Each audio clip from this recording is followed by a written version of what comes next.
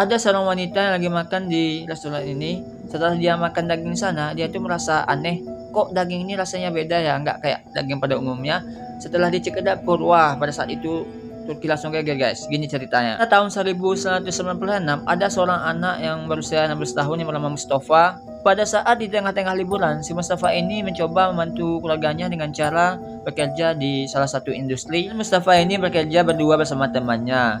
Mereka itu selalu bersama pulang dan pergi, tepatnya di kawasan Manisa, Turki.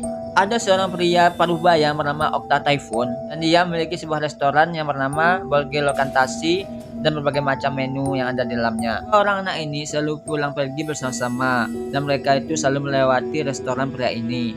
Sewaktu-waktu, mereka itu dipanggil untuk masuk ke dalam dan ditawari makan tanpa bayar atau secara gratis. Sehingga membuat dua anak ini menjadi akrab dengan si pemilik restoran ini bernama Okta Tayfun. Yang akrabnya mereka itu menganggap si Okta Tayfun ini sebagai abangnya. Dan pada saat itu si Okta Tayfun ini juga mengantarkan dua anak ini pulang diantar dengan mobilnya. Dan pada suatu waktu, si pria ini juga menawarkan kembali kepada Mustafa dan temannya untuk diantarkan pulang bersama mobilnya.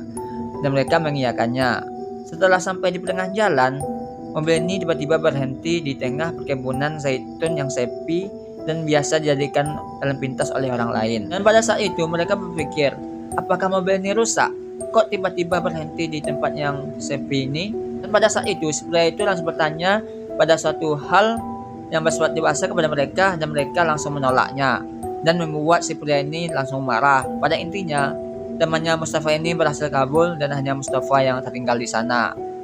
Setelah melakukan hal yang tidak senang ini kepada Mustafa, pria itu meninggalkan bajunya di sana dan membawa badan si Mustafa ini ke restorannya dan lalu mencincang-cincangnya dan dijadikan menu dan bahan kaldu untuk disajikan kepada pelanggannya. Dan itulah yang terjadi kenapa wanita tadi merasa aneh kenapa daging di restoran ini terasa beda dengan daging pada umumnya. Dan pada akhirnya keluarga Mustafa ini sadar anaknya itu telah hilang berhari-hari dan dia melaporkan ke polisi dan polisi melakukan pencarian.